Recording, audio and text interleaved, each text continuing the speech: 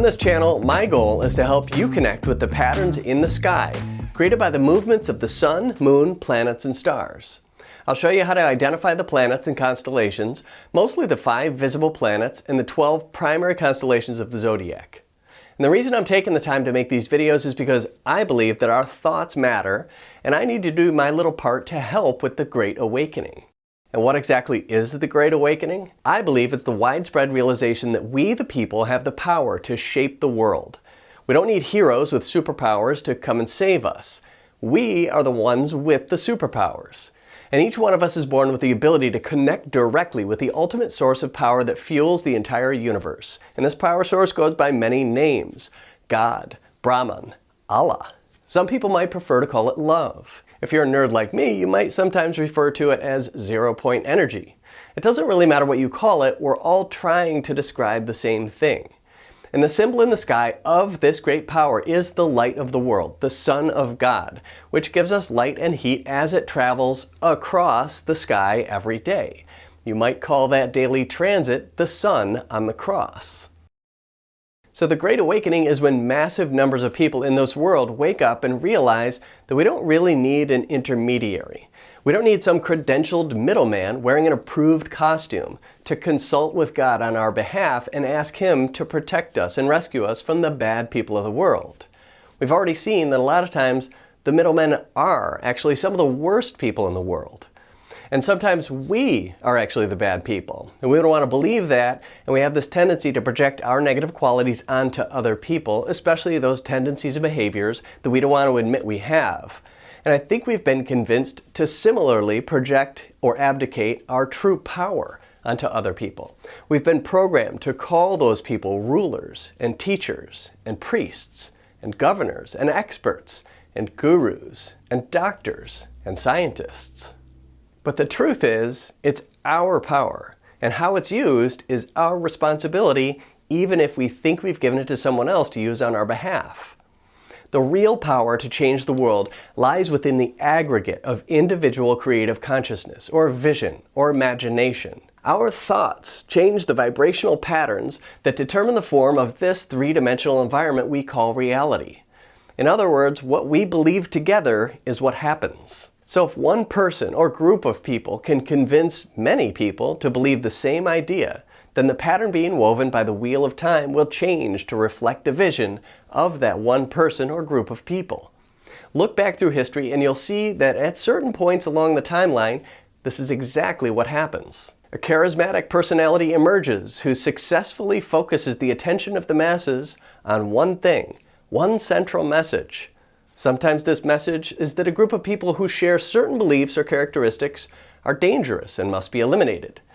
If you've been paying attention, you saw our entire media apparatus do this to anyone who openly supported President Trump, characterizing us as white supremacists and dangerous terrorists. Donald Trump and the MAGA Republicans represent an extremism that threatens the very foundations of our republic. I myself was graced with a visit from the FBI because of an anonymous phone call. And then the media characterized people who refused to get those experimental jabs as dangerous super spreaders who should be rounded up and put into quarantine camps. We even heard prominent media personalities say that unvaccinated people deserve to die. Dr. Fauci said that if hospitals get any more overcrowded, they're going to have to make some very tough choices about who gets an ICU bed. That choice doesn't seem so tough to me. Vaccinated person having a heart attack? Yes, come right on in. We'll take care of you. Unvaccinated guy who gobbled horse goo? Rest in peace, Wheezy.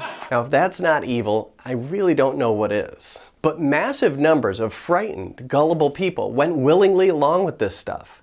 I can only assume that this is because of a paralyzing fear which crippled their ability to think critically. I think most of us who managed to stay calm and ask questions saw this happen to our friends and our families. Predictably, the result of this kind of thing is usually widespread pain and destruction and suffering. But the karmic responsibility for each individual instance of pain and suffering lies within each individual who failed to practice discernment and critical thinking and basically joined the horde of hungry zombies. Everyone always blames the guy on the stage or the shadowy people behind the scenes, but the truth is, it's always the mindless followers who commit the actual atrocities. But there have also been people along the way who've managed to focus the attention of the masses on good ideas. Rather than focusing our minds on that bad group over there, these people tend to bring focus to some ideal, some vision we can all aspire toward. And rather than pointing to some dangerous other, these people tend to direct the collective attention inward. And this encourages self-reflection. And when large groups of people begin to self-examine and self-reflect, the result is massive spiritual awakening. If everybody did this, we would live in a world dominated by peace and love and gratitude and generosity. And historically, when a powerful soul arises and begins to awaken large numbers of people, that person usually gets assassinated or crucified. Right now, I feel like we're at the crest of a tidal wave of awakening, and I think this one's been building for over 2,000 years. Clever, deceitful people have been controlling the minds of the human population for a very long time. They've used mythology, religion, science, technology, and entertainment to do this. What I hope to do is convince a few people to disconnect some of their attention from the artificial stars on those little black screens and to focus some of that attention to the celestial stars on the big black screen.